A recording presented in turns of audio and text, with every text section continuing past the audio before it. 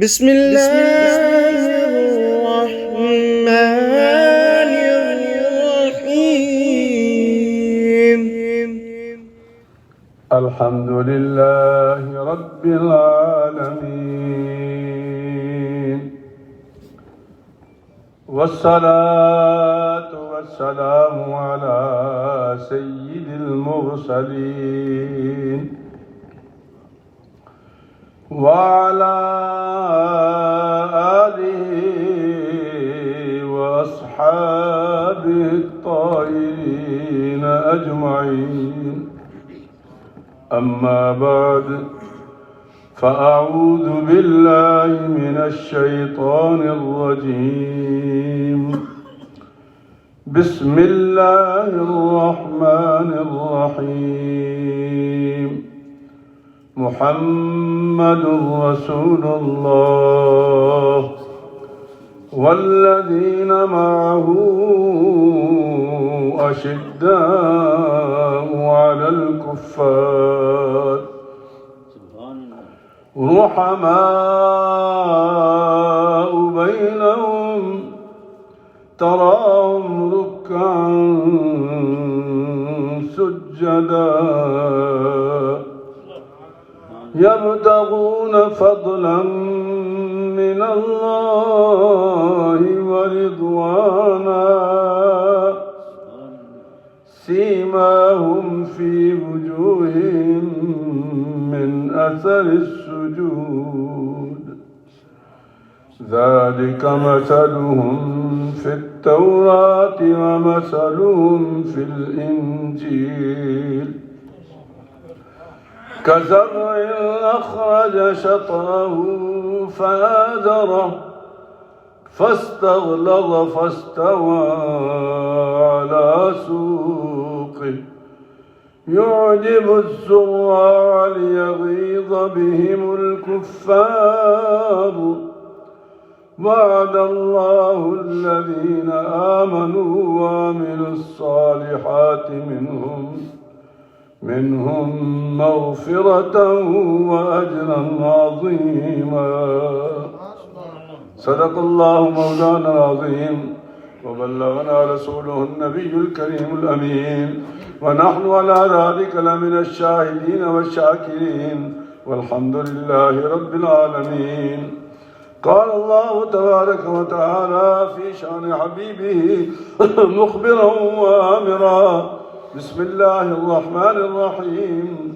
إن الله وملائكته يصلون على النبي يا أيها الذين آمنوا صلوا عليه وسلموا تسليما. اللهم صل على سيدنا محمد وعلى آل سيدنا ومولانا محمد وبارك وسلم. الصلاة والسلام عليك يا سيدي يا رسول الله، وعلى آلك وأصحابك يا حبيب الله. الصلاة والسلام عليك يا سيدي يا رحمة للعالمين، وعلى آلك وأصحابك يا شفيع المذنبين. انتہائی واجب الاحترام دوستو، بزرگوں، بھائیوں، دنیا میں جہاں کہیں بھی آپ سن رہے ہو، یہ مہینہ جمادی الثانی کا ہے، اور اس مہینے میں خلیفہ اول، خلیفۃ الرسول سیدنا ابو بکر صدیق رضی اللہ تعالی عنہ کا یوم وفات ہے۔ تو اسی نسبت کے ساتھ ہماری جو گفتگو کا موضوع تو سیدنا صدیق اکبر رضی اللہ تعالیٰ عنہ بھی ہوگا، لیکن اس سے پہلے قرآن مجید نے صحابہ کرام کے بارے میں کیا کہا ہے یہ سننا ضروری ہے، کیونکہ کچھ لوگ یہ سمجھتے ہیں کہ شاید ہم اپنی طرف سے باتیں کرتے رہتے ہیں۔ ہم یہ بتانا چاہتے ہیں کہ صحابہ کرام کی شان جو ہے وہ اللہ پاک نے کس طرح بیان کی ہے۔ سبحان اللہ۔ تو اگر تو آج موقع بن گیا تو ان کی صدیق اکبر رضی اللہ تعالیٰ عنہ کی سیرت کا کوئی حصہ بیان کریں گے بلکہ اگلے جمعے انشاءاللہ، بلکہ یہ پورا مہینہ جو ہے انہی کی شان بیان کریں گے۔ اسلام کا لفظ بہت آسان ہے کہنا، دین اسلام۔ صدیق اکبر رضی اللہ تعالیٰ عنہ کی ذات وہ تھی کہ جب پہلی جنگ ہوئی نا اسلام کی، سرکار دو عالم پریشان تھے، کوئی شک کی بات نہیں، چونکہ کافر پوری تیاری کے ساتھ آئے ہوئے تھے، اور وہ گانا بجانا، ڈھول تماشا، گائے بکری بھینس لے کے آئے تھے، جشن منائیں گے، مسلمانوں کا قلعہ کما کر دیں گے۔ سرکار دو عالم صلی اللہ علیہ وسلم نے، جہاں آج کل مسجد ہے نا، مسجد عریش، آج کل وہاں مسجد ہے، وہاں ایک جھونپڑا سا تھا، سرکار اس کے اندر تھے اور اللہ سے دعا کر رہے تھے کہ یا اللہ، یہ آج 313 بندے میرے ساتھ ہیں، اگر یہ آج ختم ہو گئے تو پھر تیرا نام لینے والا کوئی نہیں جائے گا۔ دعا کر رہے تھے تو سیدنا صدیق اکبر رضی اللہ تعالیٰ عنہ تشریف لائے، عرض کی حضور اللہ نے سن لی آپ کی دعا، میں آپ کے ساتھ ہوں، اللہ ہمیں شرمسار نہیں کرے گا۔ یعنی اللہ تعالیٰ کے بعد اگر کوئی ہستی جنگ میں حوصلہ دینے والی تھی تو وہ سیدنا صدیق اکبر رضی اللہ تعالیٰ عنہ کی ذات۔ اس لیے اور سرکار دو عالم صلی اللہ علیہ وسلم کا یہ فرمانا کہ دنیا میں جس کسی نے مجھ پر احسان کیا میں نے اس کا بدلہ دنیا میں چکا دیا، لیکن ایک ہستی ایسی ہے جس کا بدلہ میرا رب جنت میں عطا کرے گا، اور وہ تھی سیدنا صدیق اکبر رضی اللہ تعالیٰ عنہ کی ذات۔ یہ میرے الفاظ نہیں ہے، یہ حدیث کے الفاظ ہیں، انشاءاللہ بیان کروں گا۔ تو آج کا جو سبق ہے ہمارا، بنیادی طور پر تو شان انہی کی ہے، لیکن بتانا یہ چاہتا ہوں کہ ہمیں کیوں شرم آتی ہے سیدنا صدیق اکبر کا ذکر کرتے ہوئے، ہمیں کیوں شرم آتی ہے؟ قرآن مجید نے تو کھل کر بیان کیا ہے۔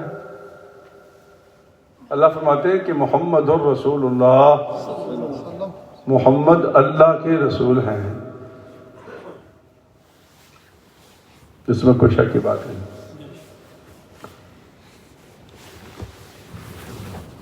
اور اس کی بڑی تعریف توصیف آپ سن چکے ہیں، کرتے بھی رہتے ہیں، مسلمان ہیں ہم لوگ، ظاہر ہے۔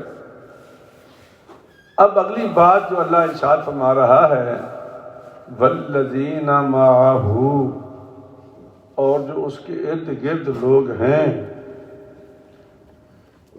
یعنی قرآنی الفاظ کو ذرا دھیان سے سماعت کریں اور دل میں بٹھائیں۔ اس کے جو ارد گرد لوگ ہیں، معہ، اس کے جو ساتھ لوگ ہیں، اشداء علی الکفار، کافروں پر سخت ہیں اور زور آور ہیں۔ کیا مطلب؟ لڑائی کرتے ہیں وہ لوگوں سے، بےزتیاں کرتے ہیں؟ نہیں،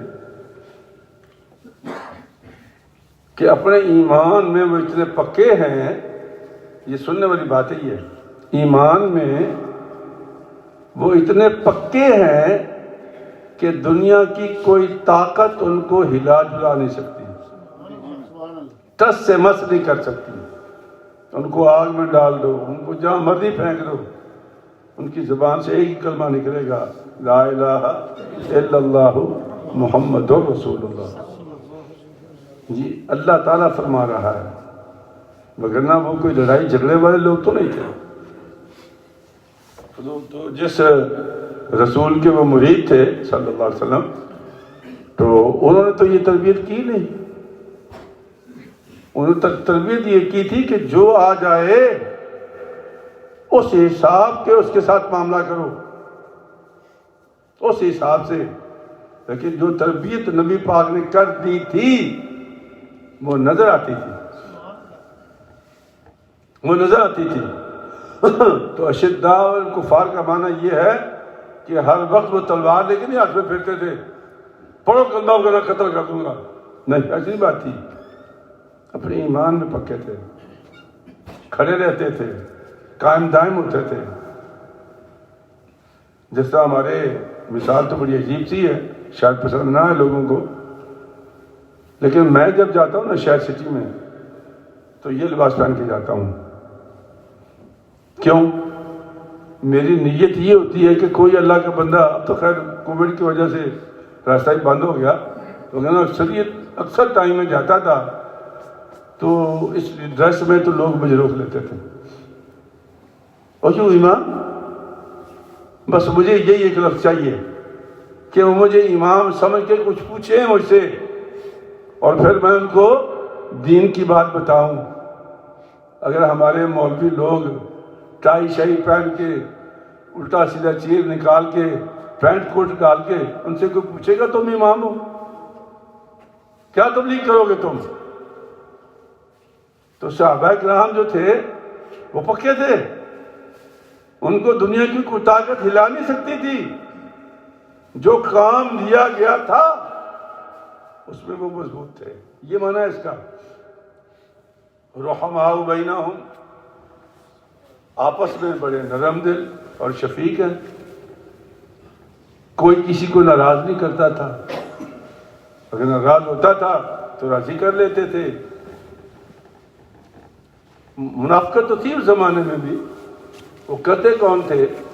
کئی یہودی مسلمان ہو جاتے تھے صبح کو، اور شام کو پھر یہودی ہو جاتے تھے پریشان کرنے کے لیے، تاکہ مسلمانوں کے اندر بد دلی پھیلے، اور کچھ پھر چلتے رہے۔ جس عبداللہ بن ابی تھا، چونکہ اس کی تو اپنی ایک مجبوری تھی کہ سرکار دو عالم کے تشریف لانے سے پہلے، چونکہ اس کے لیے سونے کا تاج بن رہا تھا، اور جب سرکار تشریف لے آئے تو لوگ ان کے گرد جمع ہو گئے، تاج ختم ہو گیا اس کا۔ اس کو تو غصہ یہ تھا، اس کی جو منافقت کی وجہ تھی، کلمہ نہیں پڑھتا تھا، بلکہ جب جمعہ ختم ہوتا نا تو وہ کھڑا ہو جاتا تھا، لوگوں محمد رسول اللہ کی اتباع کرو، یہ ہم میں سے ہے، یہ ہمارا ہے، جو اس کے پیچھے چلے گا وہ، یہ باتیں کرتا تھا وہ، اور اندر سے پکا بے ایمان تھا وہ، جس کو جہاں سے منافقت یہ شروع ہوئی ہے۔ منافق تو تھے، اس میں تو کوئی شک کی بات نہیں ہے، اور وہیں سے شروع ہوئے۔ فرمایا تراہم رکعن سجدا، جب تو دیکھے گا تو ان کے چہروں پر سجدوں کے نشان ہوں گے۔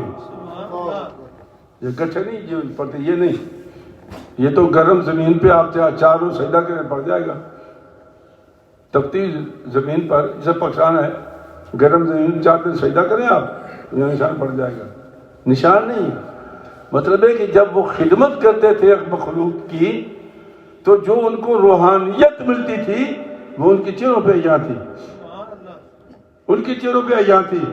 تراہم رکعن سجدا، وہ خالی سجدے نہیں کرتے تھے، سجدے کے پیچھے کچھ کامیاں بھی تھیں، یعنی حضرت سیدنا ابوبکر رضی اللہ عنہ خلیفہ بن گئے، حضرت فاروق اعظم تلاش میں رہتے کہ یار مجھے کوئی موقع ملے تو میں حضرت ابوبکر صدیق کو کراس کر جاؤں، نیکیوں میں سبقت رہ جاؤں۔ تو آپ کو پتا تھا کہ آپ ایک بڑھیا کے گھر جاتے تھے نماز پڑھنے کے بعد، اور اس کے جا کے پانی بھرتے تھے، صفائی کر دیتے تھے، آٹا وغیرہ گوندھ دیتے تھے۔ نبینی تھی، نظر کم آتا تھا، بڑھیا تھی، اکیلی تھی، تو اس کا کام کر کے آتے تھے۔ فاروق اعظم کو پتا تھا، جب آپ نے خلافت کا بوجھ سنبھال لیا تو فاروق اعظم نے سوچا کہ اب میں جاؤں گا، تو وہ فجر کے بعد گیا، دروازہ کھٹکھٹایا، پوچھا ماں جی گھر کا کوئی کام کاج؟ کہا ہاں، وہ تو آیا تھا صبح سحری کے وقت میں وہ سارے کام کر گیا ہے. یہ چیز جو ہے نا تراہم رکعن سجدا، یہ صحابہ کے چہرے پر نظر آتی تھی. ٹھیک ہے، نشان بھی پڑ جاتا ہے، اس میں کوئی شک کی بات ہے. نہیں بھی پڑتا، ساری زندگی لوگ نمازیں پڑھتے نشان نہیں پڑتا. 4 دن بندہ نماز پڑھتا نشان پڑ جاتا ہے. تو نشان کی یہاں کوئی حیثیت نہیں ہے. اور نہ اس کا معنی یہ ہے کہ اگر بسے پہ گٹھا پڑ جائے تو وہ پکا مسلمان ہے، کوئی پتہ نہیں ہے. حضرت فاروق اعظم بیٹھے ہوئے تھے تو ایک بندے نے پاس بائی کیا، ان کے ساتھ ایک بندہ بیٹھا ہوا تھا. کہتے ہیں حضرت جی یہ بندہ بڑا ہی خوبصورت ہے، بڑا ہی پیارا بندہ ہے. آپ نے اچھا یار اللہ اس کا بھلا کرے، اللہ اس کو برکت دے. تو اس بندے کی تسلی نہیں ہوئی. اس کا یاد میں نے کتنے جذبے سے کہا ہے، فاروق اعظم نے کوئی جذبہ نہیں دکھایا. سرکار بڑا ہی اچھا آدمی ہے. اچھا، سرکار فرمایا پہ اللہ اس کو برکت دے. ایک ہی جملہ کہا، اس کو پھر یقین نہیں آیا. تیسری مرتبہ اس نے کہا حضرت جی آپ میرا یقین کریں، یہ بڑا ہی پیارا بندہ ہے. آپ نے کہا اچھا یہ بتا تو نے اس کے ساتھ کوئی رشتہ داری کی ہے؟ کہتا نہیں. اچھا کوئی لین دین کیا تم نے اس کے ساتھ؟ کہا نہیں. کوئی اس کا تھکا دینے والا سفر کیا ہے، لمبا سفر؟ کہا نہیں. میں بے وقوف انسان، تجھے تو خود پتہ نہیں کہ یہ کیسا ہے، تو مجھے کیسے بنوا رہا ہے تو؟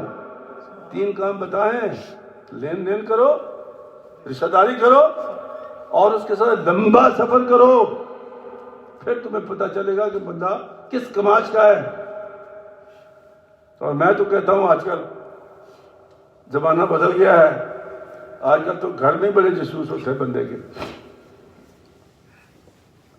بہرحال تو فرمایا کہ اپنوں کے لیے یہ بچھے ہوئے لوگ ہیں، اپنے کے لیے. یہ ذرا بڑی سمجھداری کی باتیں اللہ پاک نے قرآن کریم میں ہمیں بتائی ہیں. فرمایا یبتغون فضلا من اللہ ورضوانا تراہم رکعا سجدا یبتغون فضلا من اللہ ورضوانا. جب بھی تو دیکھے گا اللہ کی بارگاہ میں سجدہ ریز ہی دیکھے گا. 2 سجدے مراد ہیں. ایک تو وہ کہ فزیکلی نماز پڑھتے تھے، ایک یہ کہ مان لیتے تھے اللہ کا حکم، کہ جب اللہ کا حکم آ گیا تو مان لیتے تھے. یہ بھی اللہ کو سجدہ کرنا ہے، اللہ پاک کا حکم مان لینا.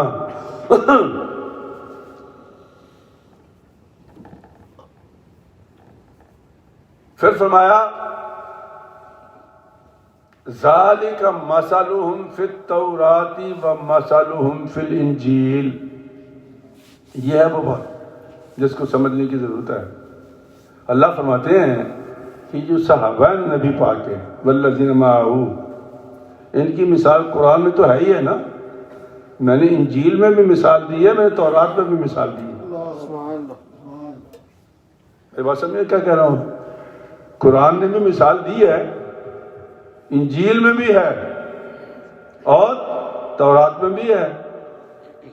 تو جن صحابہ کا ذکر تورات میں بھی تھا، انجیل میں بھی تھا، قرآن میں بھی ہے، تو پھر مسلمانوں کو کیوں شرم آتی ہے بات کرتے ہوئے؟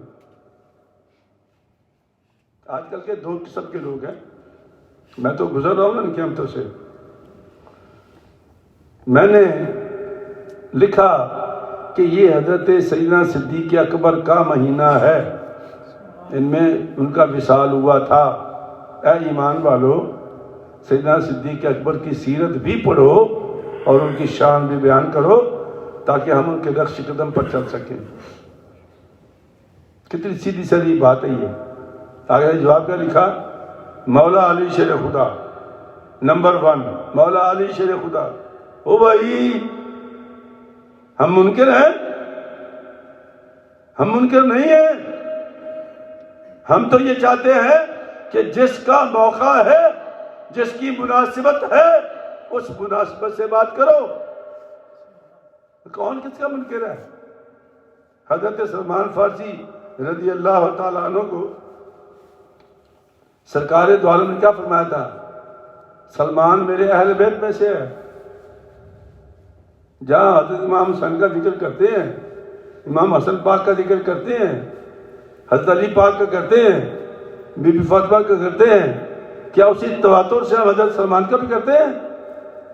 حدیث تو موجود ہے کہ سلمان میرے اہل بیت میں سے ہے۔ اگر کوئی مسلمان کسی وقت یہ حدیث پڑھ کے کہ حضرت سلمان بھی اہل بیت نبوت ہیں بیان کر رہا ہو تو اس کا معنی تھوڑا کہ دوسروں کی نفی کر رہا ہے وہ۔ یہ خنداس ہے جو دماغوں میں بھر دیا گیا ہے۔ اور میں پتہ کیا کہتا ہوں، اعلانیہ کہہ رہا ہوں میں کہ صدیق اکبر کی منقبت پڑھو، ان کی شان بیان کرو، کوئی تمہیں پیسہ نہیں دے گا، اور تم شروع کر دو علی علی کہنا ہے۔ ہم منکر نہیں ہیں علی علی کے، نوٹ شروع ہو جائیں کیا؟ میں سمجھ کیا؟ چونکہ ان کی شان بیان کرنے سے نوٹ نہیں ملتے، لہذا لوگ شان نہیں بیان کرتے، وہ قرآن بیان کر رہا ہے یار۔ قرآن کے پیچھے چل پڑو۔ دنیا کے پیسے تو ملتے رہیں گے، وہ تو جو رزق لکھا ہے وہ رزق ہمیں خود تلاش کرے گا۔ ہم یوں جہاں یہاں بیٹھے ہوئے سارے لوگ ہیں، ہمیں کون لے کے آیا ہے؟ رزق لے کے آیا ہے۔ رات کے سبق میں یہ اللہ پاک فرماتا ہے میرے بندو، اگر میں تمہارا رزق بند کر دوں تو کوئی اور ذریعہ ہے تمہارے پاس؟ رات کے سبق میں تھا یہ، اگر میں تمہارا رزق بند کر دوں کوئی ہے تمہارے پاس ذریعہ؟ اللہ فرماتا ہے کہ تمہارا رزق تو میں نے آسمانوں پہ لکھا ہے، بارش آتی ہے، فصلیں اگتی ہیں، دانے چاول نکلتے ہیں، تم کھاتے ہو۔ بارش بند کر دوں پھر کیا ہوگا؟ قرآن کریم اندر لکھا ہوا ہے بات۔ تو رزق اللہ کے ہاتھ میں ہے، اور رزق بندے کو تلاش کرتا ہے۔ تلاش ان کو نہیں کرتا جو رزق کے پیچھے بھاگتے ہیں۔ تلاش جو بھاگنا اور چیز ہے، محنت اور چیز ہے، دو کو مکس نہ کیا کرو۔ ایک ہے، مثلا میں مثال دیتا ہوں، میرا ایک دوست تھا، اس کی اچھی خاصی کمپنی چل رہی تھی، اچھی خاصی بڑی بہترین روٹی کھا رہا تھا، یہی امریکہ کی بات کر رہا ہوں، اچھی خاصی روٹی کھا رہا تھا، بڑا بھائی بھی کام کر رہا تھا، گھر کے بھی سب کھا رہے تھے۔ ایک دن مجھے کال آئی اس کی، کہتا بھائی جان نا مجھے ایک سٹور مل رہا ہے، تو مجھے کمپنی نے کہا کہ ہم آپ کو فری دے دیتے، لاکھوں کا سٹور ہے وہ، تو آپ مجھے کیا کہتے ہیں؟ میں نے کہا تیری روٹی ٹھیک چل رہی ہے؟ کہہ رہا ہاں۔ کوئی پریشانی؟ کہتا نہیں۔ میں کہا بھائی بھی پال رہا ہے؟ کہ ہاں۔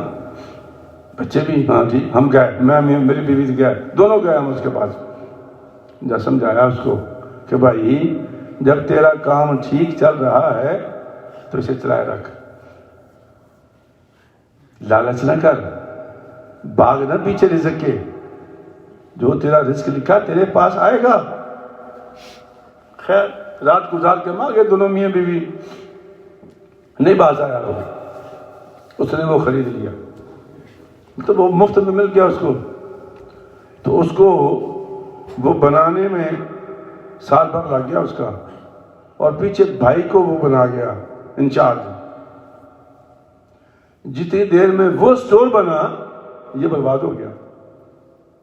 بھائی کے ساتھ جو لوگ لگے ہوئے تھے ان کا چھوڑ یار، اس کو تو سٹور مل گیا، اب یہ تیرا ہے۔ انہوں نے ایسی اس کی پھرکی بوائی، جسے کہتے ہیں پنجابی میں، ایسا گھمایا چکر اس کا کہ بھائی کے خلاف ہو گیا۔ تو بھائی کو اس نے دھڑکی لگا دی کہ تمہارے پاس تو ہے سٹور۔ اب وہ فطرتی انسانی ہے، یار میری محنت میرا پیسہ، جب اس نے ادھر توجہ کی تو وہ جاتا رہا، اور نتیجہ کیا ہوا؟ وہ دونوں سروں سے ہاتھ دھو بیٹھا۔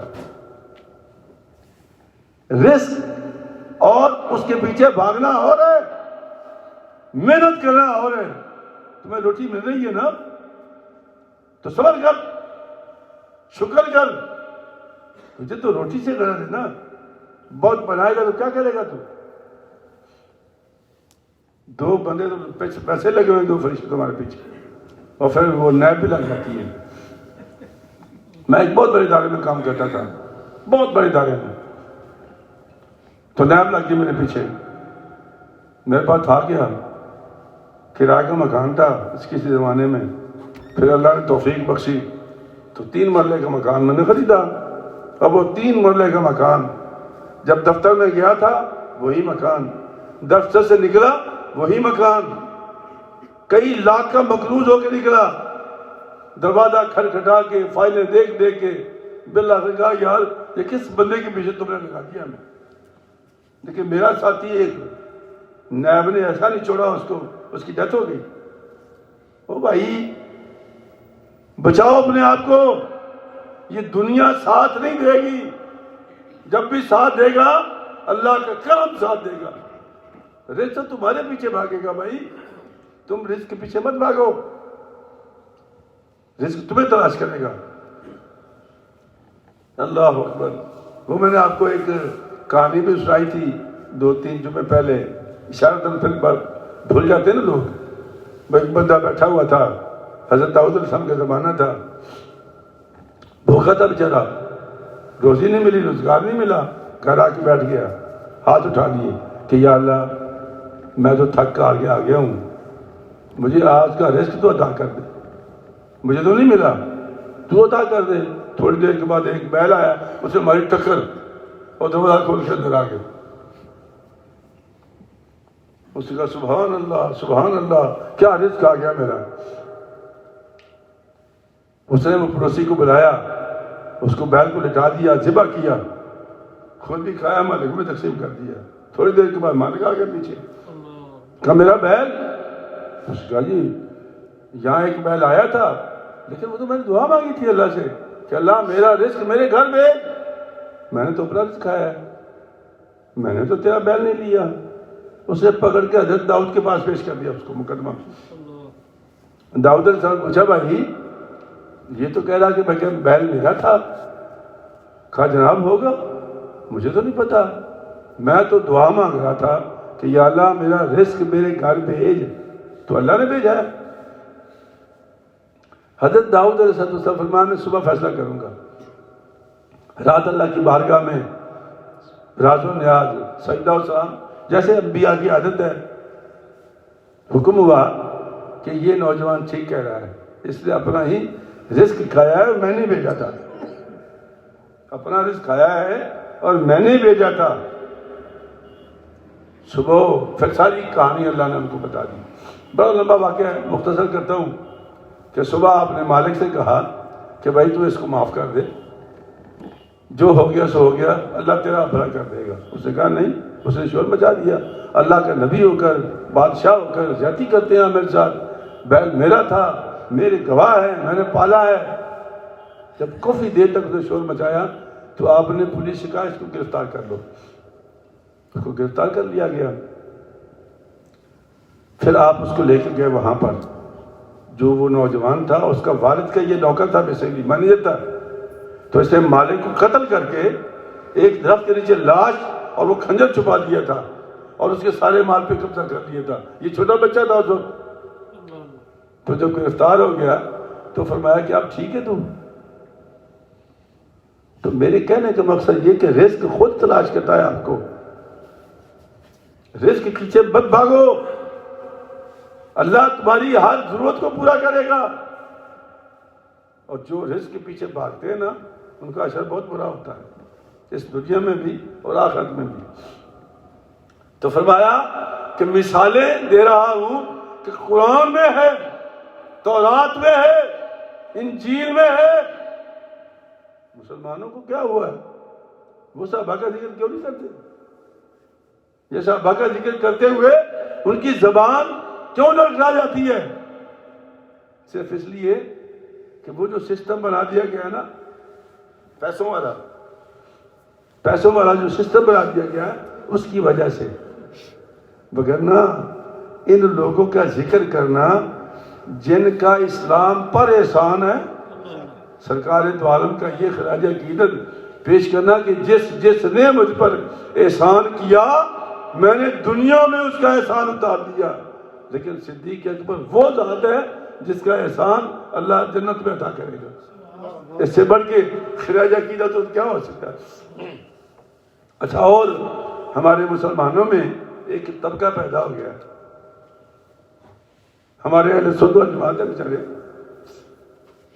لیکن وہ بار بار باتیں کر کے نا یا پڑھ کے تو فطری باتیں اندر جذبہ تو پیدا ہوتا ہے نا.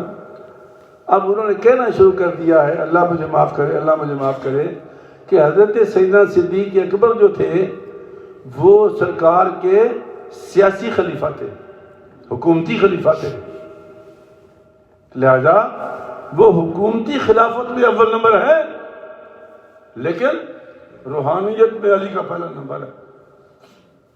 روحانیت سے صدیق اکبر کو کوئی تعلق نہیں ہے. ہمارے جتنے اسلاف گزرے ہیں نا، رات وہ مجد الفسانی رحمۃ اللہ علیہ کی کتاب مکتوبہ شریف کچھ حصے ہیں میرے پاس بھی، تو اس میں لکھا تھا کہ تمام انبیاء کے بعد امام مجد الفسانی لکھتے ہیں کہ تمام انبیاء کے بعد، سرکار دو عالم کے بعد اگر دنیا میں کوئی افضل ترین انسان ہے تو وہ صدیق اکبر کی ذات ہے. یہ مسلمانوں کا عقیدہ ہے. اور اب کیا کر دیا انہوں نے اس کو. ایک بندہ مجھ سے پوچھ رہا تھا استاد جی یہ تفضیلیت کیا ہوتی ہے؟ یہ تفضیلیت کہ حضرت صدیق اکبر کو سیاسی خلیفہ بنا دو اور حضرت علی کو روحانی خلیفہ بنا دو، یہ تفضیلیت ہے. فضیلت اللہ رسول کے بعد صدیق اکبر کی ہے، اور یہ وہی خلافت الہی ہے جو اللہ پاک نے آدم علیہ السلام کو عطا فرمائی تھی. انبیاء لے کے آئے ہیں تو انبیاء سے، اس لیے سیدنا صدیق اکبر رضی اللہ تعالیٰ عنہ کو خلیفۃ الرسول کہا گیا ہے. یہ آپ صاحب کھڑے ہوتے ہیں پیچھے یا امام کے پیچھے کوئی کھڑا ہوتا اس کو خلیفہ کہتے ہیں، اور عام طور پر کہتے بھی یہی ہیں کہ پیچھے اس کو کھڑا کیا کرو جس کو نماز پڑھانا آتی ہو. اللہ نہ کرے اگر امام کے ساتھ کوئی ہیپن ہو جائے تو خلیفہ آگے آ جائے اور نماز پڑھا دے، اس کو خلیفہ کہتے ہیں عربی زبان میں. سیدنا صدیق اکبر رضی اللہ تعالیٰ عنہ کو نبی کریم نے اپنی موجودگی میں مصلی پہ کھڑا کیا تھا اور 17 نمازیں پڑھائی ہیں. کتنی؟ 17 نمازیں. مولا علی شیر خدا فرماتے ہیں کہ جب میرے مصطفیٰ نے ہمارا دنیا کا امام بنا دیا تو ہمارا روحانی امام بھی صدیق اکبر ہے. وہ یہ کہتے ہیں. لیکن آج کل کا جو مسلمان ہے، سنی مسلمان ہے، اب وہ تفضیلیت کی طرف جا رہے ہیں. اور وہ کیا ہے کہ جی وہ سیاسی خلیفہ تھے صدیق اکبر اور علی پاک روحانی خلیفہ تھے. یہ تقسیم کون کر رہا ہے؟ شیطان. یہ فتنہ گر تاکہ مسلمانوں کے اندر تفرقہ جاری رکھے. نہیں تو آپ تجربہ کریں، دیکھ لیں جہاں مولا علی شیر خدا رضی اللہ عنہ کی تعریف ہو رہی ہوگی، نوٹوں کی نچھاور ہو رہے ہوں گے، اور جہاں صدیق اکبر کے منقبت پڑھیں گے ایک آنا نہیں نکالتا کوئی بھی. کیوں ہوئی؟ کیا وجہ ہے؟ وجہ یہ کہ وہ ہمیں بتا دیا گیا ہے کہ ادھر خرچ کرو گے تو جنت ملے گی، ادھر خرچ کرو گے تو کچھ بھی نہیں ملے گا تمہیں. یہ تقسیم کی ہے انہوں نے امت کو لڑانے کے لیے، امت کو برباد کرنے کے لیے. تو ہم مسلمان ہیں، ہمارا ایمان یہ ہے کہ جس مقام پر اللہ کے پاک پیغمبر نے صحابہ کرام کو رکھا ہے ہمارے سر کے تاج ہے. علی پاک، عثمان پاک، عمر پاک، ابو بکر پاک، جہاں جہاں رکھا ہے. میں تو مثال دی ہے کہ سلمان فارسی کو رضی اللہ عنہ کو نبی پاک نے اپنی اہل بیت کرا دیا ہے. تو بہرحال اللہ فرماتے ہیں کہ میں نے ان کی مثالیں قرآن میں بھی دی ہیں، انجیل میں بھی دی ہیں، تورات میں بھی دی ہیں. تو پھر ہم کہاں کھڑے ہیں؟ ہم مسلمان کہاں کھڑے ہیں؟ ان کو ضرورت ہے ہماری تعریف کی، ہماری توصیف کی ضرورت ہے. اللہ فرماتا ہے ذالک مثلہم فی التوراۃ ومثلہم فی الانجیل. اچھا آگے جو تمثیل ہے یہ بائبل کی تمثیل ہے، تھوڑے بہت فرق کے ساتھ اللہ پاک نے قرآن کریم میں بیان کی ہے. بیان ہی حضرت عیسیٰ علیہ السلام فرماتا ہے یہ اللہ فرماتا ہے کزرع اخرج شطأہ فآزرہ فاستغلظ فاستوى على سوقه يعجب الزراع ليغيظ بهم الكفار. فرماتے ہیں کہ بارش ہوتی ہے، کھیتی نکلتی ہے، سبزہ ہوتا ہے، پھر وہ اٹھتی ہے، جوان ہوتی ہے اور اس کا جو زرد ہو جاتے ہیں کھیتی. جس طرح اسلام آیا ایک بندہ تھا صدیق اکبر. کتنے بندے تھے؟ ایک بندہ. مولا علی شیر خدا کی عمر 10 سال تھی اس وقت. اسلام کا پہلا مسلمان کون ہے؟ صدیق اکبر. کتنے سال عمر تھی؟ 38 سال. سرکار کی کتنی تھی؟ 40 سال. اور حضرت علی پاک کی کتنی تھی؟ 10 سال. ابھی تو شریعت ان پہ لاگو بھی نہیں ہوئی تھی. حضرت بلال کا کتنا مقام ہے. ایک دوسرے بڑی اچھی بات لکھی. اس نے کہا کہ آج تک سرکار جب معراج شریف پہ گئے تو تمام حوروں کی جو ملکہ تھی وہ آ گئی سرکار کے پاس. آج کی یا رسول اللہ ہم آپ کے حسن کی خیرات مانگنے آئی ہیں، آپ کے حسن کی خیرات مانگنے آئی ہیں. سرکار نے فرمایا جاؤ میں نے تجھے بلال عطا کر دیا. اب فرماؤ کہ سیدنا بلال کی شان یہ ہے. اور سرکار نے فرمایا کہ بلال میں نے تیرے قدموں کی آواز جنت میں سنی ہے. سرکار فرما رہے ہیں بلال میں نے تیرے قدموں کی آواز جنت میں سنی ہے. وہ بلال خرید کر سرکار کی بارگاہ میں لانے والا کون تھا؟ صدیق اکبر رضی اللہ تعالیٰ عنہ. ہم تو حضرت بلال کی شان نہیں سمجھ سکے، حضرت صدیق اکبر کی شان کیا سمجھیں گے؟ تو یہ مثال اللہ نے دی ہے.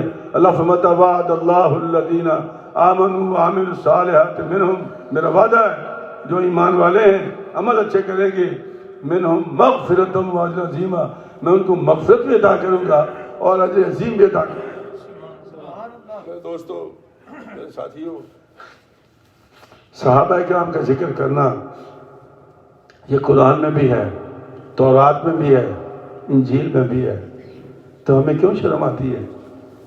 کیا کرو ذکر، پڑھ لیا کرو کبھی کبھی کتاب اٹھا کے. نہیں اور تو نیٹ آسان ہے یار، اس میں ڈالو، گوگل میں ڈال دو سیدنا صدیق اکبر، ان کی شان آ جائے گی.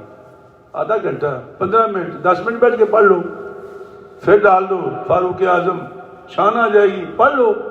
اب تو کوئی بہانہ نہیں ہے وہ جی میرے پاس کتاب نہیں ہے. ہماری تو فکر ٹپ میں ہے سب کچھ. کسی صحابی کا نام ڈالو، بلکہ تابعین کا نام، تبع تابعین کا نام، وہ بھی موجود ہے گوگل میں. کتنے تابعین گزرے ہیں، کتنے تبع تابعین گزرے ہیں. یہ سکیل جو نبی نے بیان کیا ہے وہ سارا اس میں ہے. تو اللہ تعالیٰ میں توفیق دے اس بات کی کہ جو جس کا موقع ہو اسی موقع پر وہ بات کی جائے. دوسری بات کو سامنے لا کر موازنہ نہیں کرنا چاہیے. ہم مولا علی پاک کا دشمن نہیں ہیں، لیکن موازنہ مت کرو. صدیق اکبر کی شان اپنی شان ہے، ان کی شان بیان کرو، ان کی عظمت بیان کرو. سرکار نے فرمایا تھا ایک دن، فرمایا جنت کے کئی دروازے ہیں، ہر ایک کو ایک ایک دروازے سے بلایا جائے گا. تو سرکار نے فرمایا صحابہ سے پوچھا بتاؤ وہ کون شخص ہے جس کو جنت کے سارے دروازوں سے آواز آئے گی؟ سرکار نے پوچھا صحابہ سے بتاؤ وہ کون سا شخص ہے جس کو جنت کے ہر دروازے سے آواز آئے گی؟ چپ ہو گئے سارے. تو فرمایا وہ صدیق اکبر رضی اللہ تعالیٰ عنہ. یہ ہے شان ان کی. تو اللہ تبارک و تعالیٰ بھائی ہمیں صحابہ کرام کی عظمت کو سمجھنے کی توفیق عطا فرمائے. اور خاص طور پر آج یہ مہینہ ان میں وصال ہے آپ کا، اب میں اگلے جمعہ انشاءاللہ بتاؤں گا کہ 2.5 سال میں جو کارنامے انہوں نے کیے تھے وہ کارنامے کیا تھے 2.5 سال میں. فاروق اعظم نے 12 سال لگائے دنیا کو فتح کرنے میں، اور حضرت ابوبکر صدیق نے 2.5 سال میں دنیا بنا کے دے دی عمر فاروق کو. یہ انتخاب ہی انہیں کا تھا. تو انشاءاللہ اگلے جمعے آپ کی خدمت میں عرض کروں گا. اللہ تعالیٰ بھی ہمارا حامی ناصر ہو. ہمارا ایک بڑا پیارا نمازی وہاں بیٹھے ہوتے تھے بابا جی اسماعیل، میں لے کے آیا کرتا تھا جمعے کے دن، چھوڑ کے جاتا تھا، کبھی کبھی کوئی دوست لے جاتا تھا. یہاں سے اچھا خاصا ہنستا کھیلتا، 90-91 برس اس کی عمر تھی. جمعہ پڑھ کے گیا، میں گھر چھوڑ کے وہاں پر چھوڑ کے آئے ہیں. تو بڑا خوبصورت ٹیکہ بھی لگوا لیا، ویکسین بھی لگوا لی اس نے. مجھے بتایا استاد جی میری ویکسین لگ گئی، چونکہ پوتے بھی ڈاکٹر ہیں، نواسے بھی ڈاکٹر ہیں.